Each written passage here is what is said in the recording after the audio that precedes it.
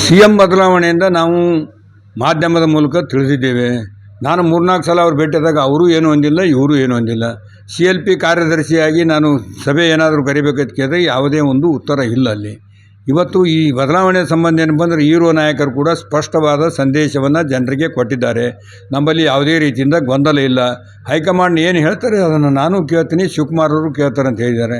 ಶಿವಕುಮಾರ್ ಕೂಡ ಹೇಳಿದ್ದಾರೆ, ಹೈಕಮಾಂಡ್ ನಿರ್ಧಾರಕ್ಕೆ ನಾವು ಇಬ್ಬರು ಬದ್ಧರಾಗಿದ್ದೀವಿ. ನಮ್ಮ ನಾಯಕರು ಸಿದ್ದರಾಮಯ್ಯ ನೇತೃತ್ವದಲ್ಲಿ ನಾವು ಸರ್ಕಾರ ನಡೆಸ್ಕೊಂಡು ಬಂದಿದ್ದೀವಿ. ಪಾರ್ಟಿಗೆ ಭಾಳ ಅವಶ್ಯಕವಾಗಿ ಬೇಕಾಗಿರ್ತದೆ ಅವರು ಹೇಳಿದ್ದಾರೆ. ಇಂಥ ಇದರಲ್ಲಿ ಯಾವುದೇ ಗೊಂದಲ ಸೃಷ್ಟಿ ಮಾಡೋದರ ಅವಶ್ಯಕತೆ ಇಲ್ಲ. ಯಾವತ್ತೂ ಕೂಡ ನಮ್ಮ ಕಾಂಗ್ರೆಸ್ ಪಕ್ಷದ ಸಿದ್ಧಾಂತ ತತ್ವ ಏನಿದೆ ಅಂದರೆ ಹೈಕಮಾಂಡ್ ಏನು ನಿರ್ಣಯ ತೆಗೆದುಕೊಂಡ್ರೆ ಆ ನಿರ್ಣಯಕ್ಕೆ ನಾವೆಲ್ಲ ಶಾಸಕರು ಬದ್ಧರಿರ್ತೀವಿ, ನಾಯಕರು ಕೂಡ ಬದ್ಧರಾಗಿರ್ತಾರೆ. ಇದಕ್ಕೇನು ಗೊಂದಲದ ಮಾತೇ ಇಲ್ಲ. ಅದು ಏನೇ ಇದ್ದರೂ ಕೂಡ ಹೈಕಮಾಂಡ್ ನಿರ್ಣಯಕ್ಕೆ ಏನು ತೆಗೆದುಕೊಳ್ತಾರೆ ಅದರ ಪರ ಇರ್ತೀವಿ. ಹೈಕಮಾಂಡ್ ನಿರ್ಣಯನೇ ಫೈನಲ್ ಆಗ್ತದೆ ಅಂತ ಅಂದ್ಬಳಕ್ಕೆ ಮತ್ತೆ ಇವರು ವಾಪಸ್ ಇವರಿಗೆ ಹೇಳಿದ್ದಾರೆ, ನೀವು ಮಾತಾಡ್ಕೊಂಡು ಬಗೆಹರಿಸ್ಕೊಂಡು ಅವ್ರು ಏನು ಹೇಳಿದ್ದಾರೆ, ನೀವಿಬ್ಬರು ಕೂಡಿ 2.5 ವರ್ಷ ಜೋಡೆತ್ತಿನಂತೆ ಬಂಡೆ ಅಂತ ಏನಪ್ಪ ಅಂದ್ರೆ ಕೆಲಸ ಮಾಡ್ಕೊಂಡಿದ್ದೀರಿ.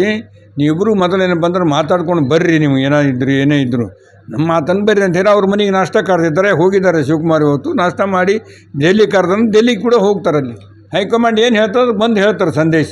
ವಿರೋಧ ಪಕ್ಷದವ್ರು ಬರೀ ಕಾಲ ಹಗರಣ, ವಿರೋಧ ಪಕ್ಷದವ್ರು ಸುಮ್ಮನೆ ಮಾತಾಡ್ಲಿಕ್ಕೆ ಅವ್ರು ಬಾಯಿ ಅದ. ಅವ್ರ ಬಲ್ಲೇ ಇಂಥವೆಲ್ಲ ಗೊಂದಲ ಯಾವತ್ತು ಅವ್ರಿಗೆ ಕಡೆ ಅದು ಕುದುರೆ ವ್ಯಾಪಾರ ಮಾಡಿ ಮಿನಿಸ್ಟ್ರಿಗೆ ಎಳ್ಕೊಂಡು MLAಗಳು ಎಳ್ಕೊಂಡು ಸರ್ಕಾರ ರಚನೆ ಎಂದಾದರೂ ಬಹುಮತದಿಂದ ರಚನೆ ಮಾಡಿರ್ತಕ್ಕಂಥದ್ದು ಉದಾಹರಣೆ ಇಲ್ಲ. ಅವ್ರ ಬಲ್ಲಿ ಮಾತಾಡ್ತಾ ಇರ್ತಾರೆ. ಅವ್ರಿಗೆ ದಕ್ಷಿಣ ಮತಕ್ಕೆ ತಾವು ಸ್ಪರ್ಧೆ ಮಾಡಿ ಗೆದ್ದಿದ್ದೀರಿ, ಹಲವಾರು ಚುನಾವಣೆಗಳು ಎದುರಿಸಿ ಬಂದಿದ್ದೀರಿ. ಅದು ಹೈಕಮಾಂಡ್ ನಿರ್ಣಯ ಆದಮೇಲೆ ರೀಶಫಲ್ ಏನಾದರೂ ಮಾಡ್ತಕ್ಕಂಥ ಸಂದರ್ಭದಲ್ಲಿ ಆ ಪ್ರಯತ್ನ ಗೊತ್ತಾಗ್ತದೆ, ನೋಡೋಣ ಹೇಳ್ತೀನಿ.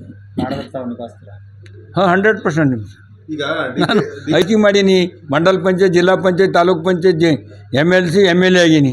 ಬೇಕಾದ್ರೆ ಕೊಟ್ಟರು ಮಿನಿಸ್ಟ್ರಲ್ಲಿ ಯಾವುದೇನು ಹೈಕಮಾಂಡ್ ಏನು ನಿರ್ಣಯ ಮಾಡ್ತಾರೆ ಅದಕ್ಕೆ ಬಂದು ಈಟೆ ಕೊಡಪ್ಪ ಅಂದ್ರೆ ಈಟೆ ಕುಂದಿರ್ತೀನಿ. ಮಿನಿಸ್ಟ್ರ್ ಕೊಡಪ್ಪ ಮಿನಿಸ್ಟ್ರ್ ಆಗ್ತೀನಿ. ಸರ್ ಮಾನ್ಯತಾನೆ ಕೇಳಿ ಬಂದಿದ್ದು ಹೇಳಿಕೆ ಎಲ್ಲಿನೂ ಕೂಡ ಹೇಳಿಕೆ ನಾವು ಕೇಳಿಲ್ಲ. ಎಲ್ಲ ಮಾಧ್ಯಮದ ಹೇಳಿಕೆಗಳು. ಅದ್ರ ಬಗ್ಗೆ ನಾನು ಹೆಂಗೆ ಪ್ರತಿಕ್ರಿಯೆ ಮಾಡಿ ನಾನು ಹತ್ತಿರದಿಂದ ನಾಯಕರ ಜೊತೆಗಿರ್ತೀನಿ. ಯಾರೂ ಏನೂ ಈ ನಮ್ಮನೆ ಮಾತಾಡಿಲ್ಲ. ಈ ಪ್ರಶ್ನೆನೇ ಬರೋಂಗಿಲ್ಲ. ಸರ್ ಕೇಂದ್ರ ಬಸ್ ನಿಲ್ದಾಣದ ಬಹಳಷ್ಟು ಅದು ರಸ್ತೆ ಹಾಳಾಗಿದೆ ಸರ್. ಅದ್ರ ಬಗ್ಗೆ ತಾವು ಸುಮಾರು ಬಗ್ಗೆ ಚರ್ಚೆ ಕೂಡ ಮಾಡಿ ಟೆಂಡರ್ ಆಗಿದೆ ಅಂತ ಹೇಳಿದ್ನಲ್ಲ, ಹೀಗೆ ಟೆಂಡರ್ ಆಗಿದೆ. ಭಾಳ ಶೀಘ್ರದಲ್ಲಿ ನೆಕ್ಸ್ಟ್ ಮಂತ್ ಬಂದು ಕೆಲಸ ಪ್ರಾರಂಭ ಮಾಡ್ತೀವಿ. ಅದು ಸಂಚಾರಕ್ಕೆ ಭಾಳ ತೊಂದರೆ ಆಗ್ತಾಯಿದೆ ಸರ್. ಸಂಚಾರಕ್ಕೆ ತೊಂದರೆ ಆದಂತೆ ಒಳಗಡೆ 1 ಕೋಟಿ ರೂಪಾಯಿ ಕೊಟ್ಟು ರಸ್ತೆ ಮಾಡಿಸ್ತಾ ಇದ್ದೀವಿ ಜಿಡಿಯದಲ್ಲಿ. ಅಲ್ಲಿಂದ ಬಸ್ ಬಿಟ್ಟು ಆ ಕಡೆಯಿಂದ ಹೋಗುವಂತೆ ಮಾಡ್ತೀವಿ. 4 ಸ್ಯಾಟಲೈಟ್ ಬಸ್ ಸ್ಟ್ಯಾಂಡ್ ಆಗಬೇಕಂತೇಳಿ ನನ್ನ ಹೋರಾಟ ಮೊದಲಿಂದ ಬಂದಿಂದ ಈಗ ಒಂದು ಹಂತಕ್ಕೆ ಬರ್ತಾ ಇದೆ. ಆ 4 ಸ್ಯಾಟಲೈಟ್ ಬಸ್ ಸ್ಟ್ಯಾಂಡ್ ಆದಂಗೆ ಹೊರಗಡೆ ಬಸ್ ಹೋಗ್ತವೆ, ಇಲ್ಲಿ ತೊಂದರೆ ತಪ್ತದೆ. ಅಲ್ಲಿವರೆಗೂ ತಪ್ಪೋದಿಲ್ಲ. ಇದು ಇವತ್ತಿಂದನೇನೇನಿಲ್ಲ, ದಿಢೀರನ್ನೇ ಬಗೆಹರಿಸ್ತಕ್ಕಂಥ ಸಮಸ್ಯೆ ಅಲ್ಲ. ಅದು 100% ನಮ್ಮ ಕೈ ಮೇಲೆ ಬಗೆಹರಿಸ್ತೀನಿ ಅಂತಕ್ಕಂಥ ಆತ್ಮವಿಶ್ವಾಸ ನನಗಿದೆ. ಬರುವ ತಿಂಗಳು 5ನೇ ತಾರೀಕು ಅದ್ರ ಬಗ್ಗೆ ತಾವೇನು ಹೇಳ್ತೀರಿ? ಅಭಿಮಾನಿಗಳು ಮಾಡಬೇಕಂತ ನಾನು ಅಭಿಮಾನಿಗಳಲ್ಲಿ, ಸಾರ್ವಜನಿಕ ಬಂಧುಗಳಲ್ಲಿ ಕಳಕಳಿ ವಿನಂತಿ ಮಾಡಿಕೊಳ್ಳೋದೇನೆಂದರೆ, ಈ ಸಲ ಭಾಳಷ್ಟು ಅತಿವೃಷ್ಟಿ, ಹೆಚ್ಚಿನ ಒಂದು ಮಳೆ, ಮೇನಲ್ಲಿ 3 ಸಲ ಮುರಿದು ಬಿತ್ತಿ ಬರ್ತಕ್ಕಂಥ ಪರಿಸ್ಥಿತಿ. ಇಷ್ಟೊಂದು ಕಷ್ಟ ಪರಿಸ್ಥಿತಿ ರೈತರಿಗೆ ಯಾವತ್ತೂ ಬಂದಿಲ್ಲ.